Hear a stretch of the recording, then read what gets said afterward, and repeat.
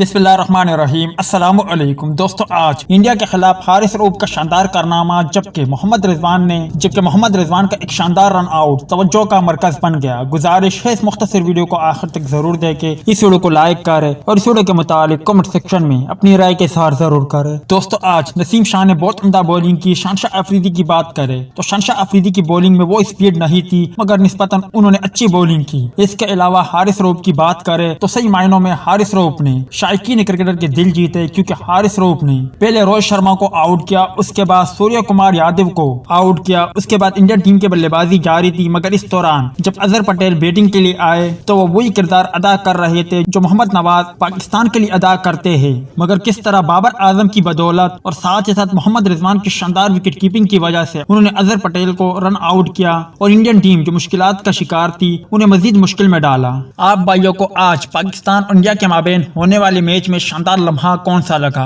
नसीम शाह हारिस रऊफ की बॉलिंग, या फिर शहनशाह अफरीदी की बॉलिंग, या चाचे इफ्तिखार अहमद की तूफानी बल्लेबाजी, या फिर चाचे इफ्तिखार अहमद का शानदार कैच, या इसके अलावा जो मोहम्मद रिजवान ने रन आउट किया अजहर पटेल को, वो कमेंट सेक्शन में लाजमी तौर पर बताएं।